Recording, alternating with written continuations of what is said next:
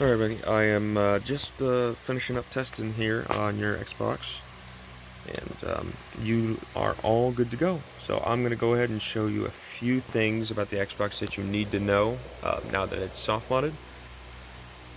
So let me walk you through those while it's loading. First thing, if you see yellow LED, that's the default. Once it loads into the dash, I have it set to be green again. You can change that if you want. Uh, it is what it is. I have this as the default skin. It's the closest thing to the original dashboard that I found. And it's a solid skin. It gives you all the information you would need and also looks pretty good. Um, that IP address on the top left, that's for using FTP to transfer games over. So you would open FileZilla on your computer, as well as probably needing Magic ISO to unpack ROMs, and then you would drag files into your, I believe it's going to be F games. Let's see.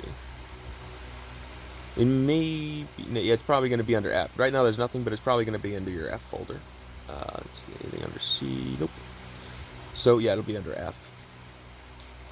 I may actually just add a games folder for you and maybe put like Halo on there or something, just so it's all set for you. So, as far as skins, if you want to change skins, you hit A, and you go to download skins by hitting Y.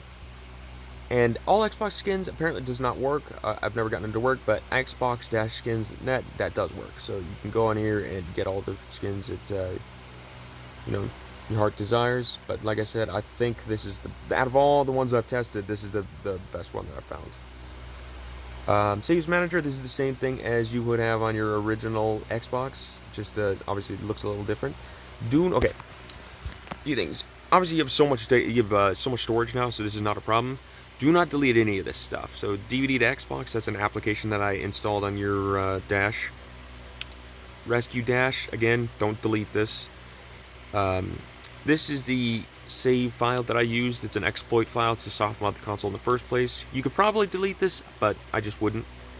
UnleashX, that's again a dashboard. I believe this is the media player for it, and this is the soft-modding tool. Again, just don't delete any of this stuff.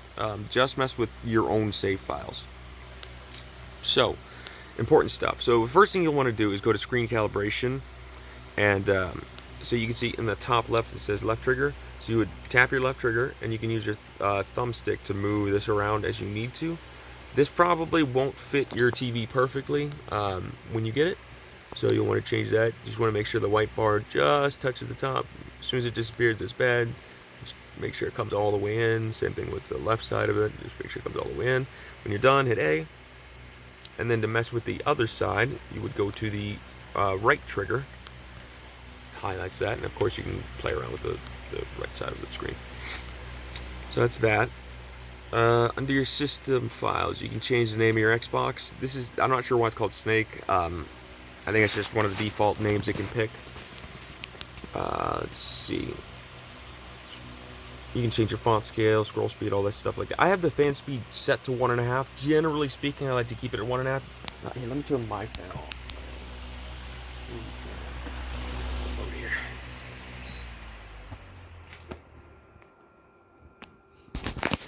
It may sound a little bit loud, but in person, it's pretty dang quiet. Especially if you put it in a cabinet or right by your TV, This is barely louder than an original Xbox fan normally would be. 1.5 tends to be good enough. You can go all the way up to 5. Don't see the need to do so. The highest I would really recommend going is 2 or 2.5, and you'll keep your temps pretty damn low. But using 1.5, I've never seen temps above about 56 degrees C, which is pretty good, especially with the new paste, so that's fine. This is where you can change your LED stuff. So I have it so that whenever you're transferring files, it'll flash orange, the little ring on the front, so you know that it's actively doing something. So if you're at your computer, you can see that it's copying files or moving files or whatever. There's a screensaver that comes on, the little DVD where it kind of goes and bounces around the screen. You can change the text for that to whatever you want. Let's see, what else? I think that's most of the stuff in the system. Settings, video display. So I have it set to widescreen. I turn 1080i off. You can turn that back on if you need to. The only other thing I would do is probably mess with the faster refresh rate. You'll just have to play around with that in games and see if that works or not. And then the format, you can change this to normal or widescreen depending on what kind of TV or monitor you're using. Let's see what else. Network will give you all your information about your IP. Yeah, and so whenever you go to FileZilla, this is going to be exactly what the username and password is going to be. It's just Xbox in lowercase. You don't really have to put the port number as 21. And I'll send you more information about the FileZilla thing. It should automatically just do that for you. But that's that. Obviously, so auto launch, you can have it so that whenever you start the Xbox up, if there's a game in it, it'll automatically launch the game or DVD.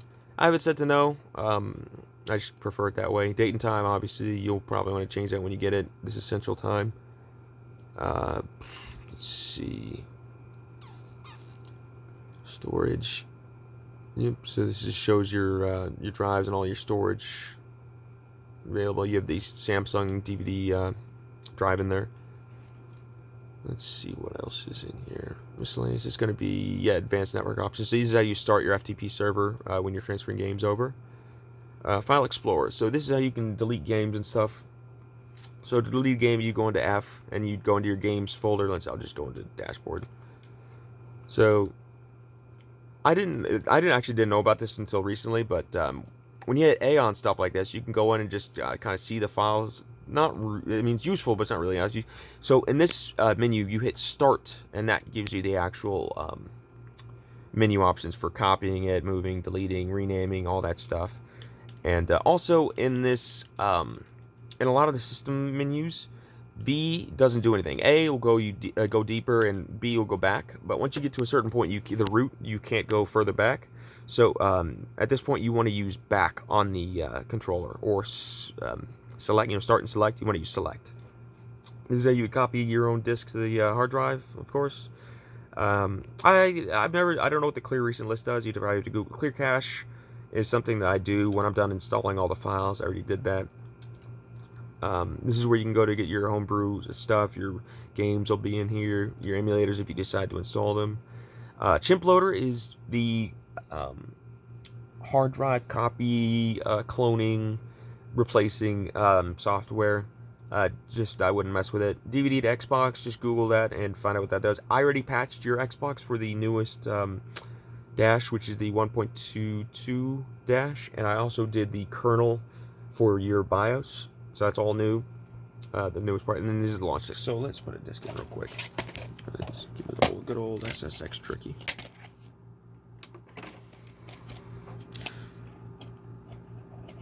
So when you put a disk in, it loads and you can actually see. This is what I like about this skin. It actually shows what your disk drive is doing. A lot of skins will not do that.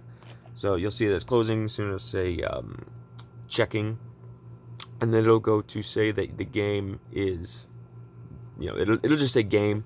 Some skins will actually tell you what game it actually is. This one just says game, and it means it detects the game in there. So at this point, you would just hit launch disk, and of course, it launches the game. So instead of getting up to eject your disk, if you need to go back to the menu for any reason, there's a controller shortcut. So you hold both triggers down, and then you hold the black button down, and then you press select all at the same time. So let me do that really quick, trying to, while filming. Come on. Oh, it's so hard. Press a stupid trigger down. I'll just have to do it without filming. Anyway, so yeah, I just pressed the thing, and it goes back to the dash. So when you copy a bunch of games over to your drive, and you launch your games from the games folder, that's how you get out of the game. Both triggers, black and select, all held down at the same time. It'll bring you right back to this. And then that way you can just go back to your games folder and change games if you need to, which is quite useful. Obviously, the disk drive works pretty well. Oops. And this game's pretty scratched, too. Like, this is not you know, a clean copy. So this disk drive is in really good shape. I don't see you having any problems with this reading any, unless your game's like extremely messed up. In which case, try cleaning it, and it may work, it may not. But I mean, as you can tell, this is a pretty screwed up disk, and it read it just fine. Other than that, I don't think there's really anything I need to tell you about. If there's anything else I'll come up with, I'll just send you a message on eBay and get you all straightened up. So I hope you enjoyed, man. If you have any questions, let me know. And as soon as you get it, let me know how you like it. Take care.